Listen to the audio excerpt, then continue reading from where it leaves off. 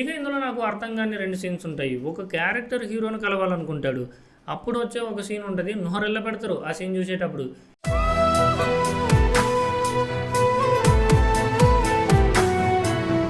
Hello all, welcome back to Satish Pandu thoughts. ఈరోజు మనం మాట్లాడుకోబోయే సినిమా ఎంపురాన్. మోహన్ లాల్, పృథ్వీరాజ్ సుకుమారన్, అభిమన్యు సింగ్, టోవినో థామస్, మంజు వారియర్ ప్రధాన పాత్రలో నటించిన సినిమా ఎలా ఉందో ఇప్పుడు మనం మాట్లాడుకుందాం. ఇక కథ విషయానికి వస్తే, కేరళ సీఎం జతిన్ రామ్దాస్ అధికార పార్టీ నుంచి తప్పుకొని సొంతంగా పార్టీ పెట్టాలని నిర్ణయం తీసుకుంటాడు. అతనికి తోడుగా బాబా బజరంగ్ అలియాస్ బాలరాజు కూడా ఉంటాడు.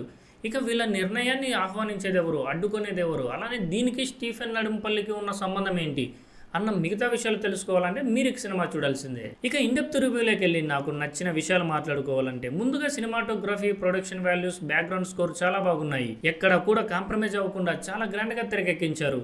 అలానే మోహన్ లాల్ స్క్రీన్ ప్రెజెన్స్ కూడా చాలా బాగుంది. అలానే ఇందులో యాక్షన్ సీక్వెన్సెస్ మరియు మోహన్ లాల్, పృథ్వీరాజ్ సుకుమారన్ మధ్య వచ్చే సీన్స్ చాలా బాగున్నాయి. అలానే ఇందులో కొన్ని చోట్ల ఎల్ అనే లెటర్కి ఇచ్చిన ఎలివేషన్స్ కూడా చాలా బాగున్నాయి. ఇక డైరెక్టర్ గురించి మాట్లాడుకోవాలంటే, పృథ్వీరాజ్ సుకుమారన్ ఈ సినిమాను చాలా గ్రాండ్గా చూపించారు. సినిమాకు పెట్టిన ప్రతి రూపాయి స్క్రీన్ మీద చూపించాడు. అలానే యాక్టర్స్ నుంచి మంచి పర్ఫార్మెన్స్ రాబట్టాడు. ఇక మోహన్ లాల్ స్క్రీన్ ప్రజెన్స్ను పర్ఫెక్ట్గా ఉపయోగించుకున్నాడు.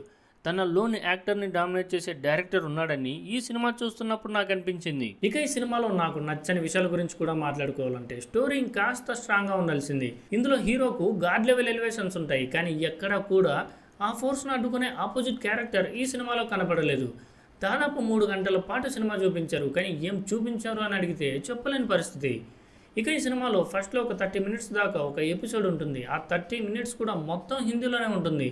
ఫస్ట్ టైం చూసే వాళ్ళకు ఖచ్చితంగా డౌట్ వస్తుంది, అసలు మనం వచ్చిన తెలుగు సినిమాకా లేక తెలుగు సబ్ టైటిల్స్ వేసిన సినిమా. కానీ ప్రయోగాలు చేయొచ్చు, మరి ఇంతలానా చేశారు. అలా పెట్టడానికి ఉన్న పర్పస్ ఏంటి? ఇక్కడ విలన్లను కూడా చాలా భయంకరంగా చూపించిన తర్వాత సినిమా మొత్తం ఎక్కడ కూడా ఈ పవర్ను విలన్ క్యారెక్టర్స్లో కంటిన్యూ చేయలేదు. ఇక లూసిఫర్ సినిమాలో హీరో అరగంట తర్వాత ఎంటర్ అవుతాడు. ఇక ఇది 2 కదా, ఇంకో అరగంట ఎక్స్ట్రా తీసుకున్నారు. ఇక హీరో ఉన్నంతసేపు విపరీతమైన స్లో మోషన్ షాట్స్ ఉంటాయి. ఎలివేషన్స్తో పాటు కథలోని ఎమోషన్ మీద కూడా కాన్సన్ట్రేట్ చేయాల్సింది. ఇక ఇందులో నాకు అర్థం కాని 2 సీన్స్ ఉంటాయి. ఒక క్యారెక్టర్ హీరోని కలవాలనుకుంటాడు. అప్పుడు వచ్చే ఒక సీన్ ఉంటుంది. నోరెళ్ళ పెడతారు ఆ సీన్ చూసేటప్పుడు.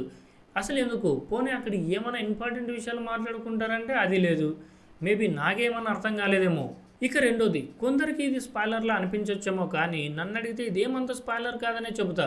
హీరో అంటే కేవలం తన అనుకున్న వాళ్ళు ఆపదలో ఉన్నప్పుడు మాత్రమే కాపాడడం కాదు, తమ కోసం నిలబడే వాళ్ళు ఆపదలో ఉన్నప్పుడు కూడా కాపాడాలి.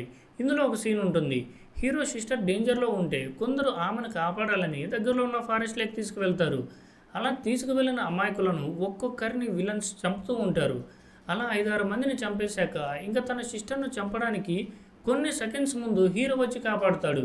ఇలాంటివి చూస్తున్నప్పుడే కేవలం ఇక్కడ తన సిస్టర్ది ఒకటే నా ప్రాణం, ఆ అమాయకులది ప్రాణం కాదా అన్న డౌట్ వస్తుంది కొందరికి. ఫైనల్గా ఈ సినిమా గురించి ఒక్క మాటలో చెప్పాలంటే, ఎంపురాన్ సినిమా లూసిఫర్ సినిమా కంటే 10 రెట్లు గ్రాండ్గా చూపించిన కథలో బలం లేకపోవడం వల్ల ఏదో సినిమా చూస్తున్న ఫీలింగ్ అయితే వస్తుంది, కానీ సినిమాను మాత్రం ఫీల్ అవ్వలేము. ఇక చాలామందికి ఈ సినిమా చూడాలంటే లూసిఫర్ సినిమా చూడాలా అన్న డౌట్ రావచ్చు. నన్ను అడిగితే చూడాలనే చెబుతాను.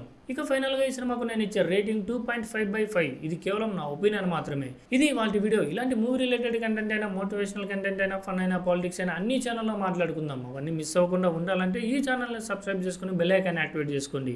అలానే ఈ వీడియో కనుక మీకు నచ్చినట్టయితే లైక్ చేయండి, కామెంట్ చేయండి, షేర్ చేయడం మాత్రం మర్చిపోకండి. Thank you very much. Signing off Satish పండు. బాయ్.